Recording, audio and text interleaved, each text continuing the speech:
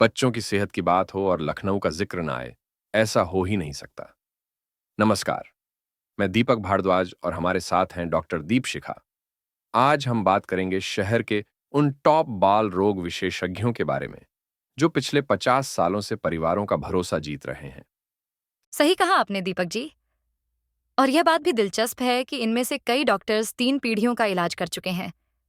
क्या आप बता सकते हैं कि एक अच्छे बाल चिकित्सक में क्या खास गुण होने चाहिए?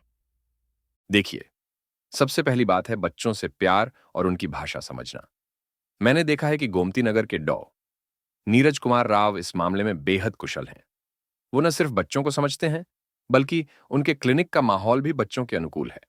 और उनकी विशेषज्ञता गैस्ट्रोएंट्रोलॉजी में भी है, जो आजकल बहुत जरूरी हो गया है, खासकर जब फास्ट फूड का चलन इतना बढ़ गया है। बिल्कुल सही कहा आपने डॉक्टर दीपशिखा। और यही नहीं, उनकी फीस भी बहुत उचित है, मात्र 600 रुपए। लेकिन क्या आप जानती हैं कि लखनऊ में कुछ ऐसे भी डॉक्टर हैं जो नवजात शिशुओं की देखभाल में विशेषज्ञ हैं? ओह, हाँ, जैसे डॉक्टर तरुण आनंद। उनका शांत स्वभाव और धैर्य नए माता पिता के लिए वरदान साबित होता है। मैंने सुना है कि वो हर मरीज को कम से कम 15 से 20 मिनट का समय देते हैं। और इसी तरह डॉक्टर अय्यांक टंडन भी एक नई सोच के साथ काम कर रहे हैं। वो नवीनतम तकनीकों का इस्तेमाल करते हैं और सोशल मीडिया पर भी सक्रिय रहते हैं, जहां वो माता पिता को निःशुल्क सलाह देते हैं। लेकिन क्या आपको नहीं लगता कि अनुभव का कोई विकल्प नहीं होता? जैसे डॉक्टर दीप वर्मा, जिनके पास 52 साल का अनुभव है। बिल्कुल सही कहा। डॉक्टर दीप वर्मा की खासियत है कि वो पुरानी और नई चिकित्सा पद्धतियों का बेहतरीन संतुलन बनाते हैं। उन्होंने कई ऐसे केस सफलतापूर्वक हैंडल किए हैं जो दूसरे डॉक्टर्स के लिए चुनौतीपूर्ण थे।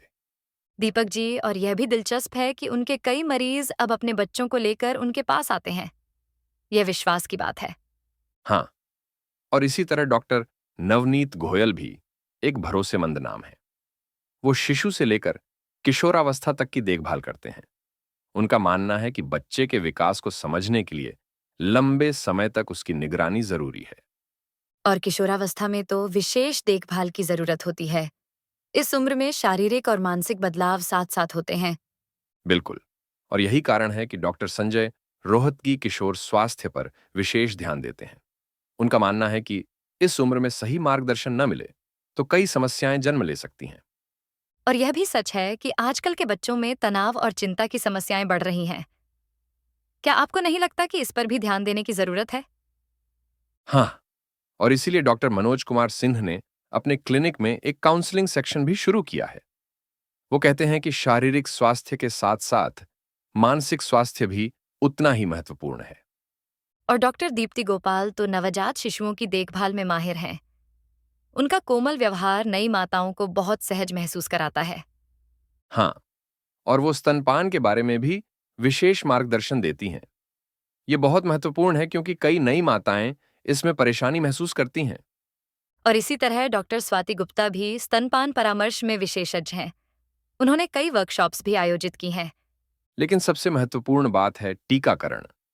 डॉक्टर मारूफ जिलानी खान इस क्षेत्र में विशेषज्ञ हैं। वो कहते हैं कि समय पर टीकाकरण बच्चे के स्वस्थ भविष्य की नींव है। और उनकी फीस भी बहुत किफायती है, मात्र 300 रुपये। यह गरीब परिवारों के लिए वरदान है। देखिए, अंत में यही कहूंगा कि लखनऊ के ये सभी बाल रोग विशेषज्ञ अपनी अपनी विशेषता के साथ समाज की सेवा कर रहे हैं। माता पिता को चाहिए कि वो अपने बच्चे की जरूरत के हिसाब से डॉक्टर का चयन करें।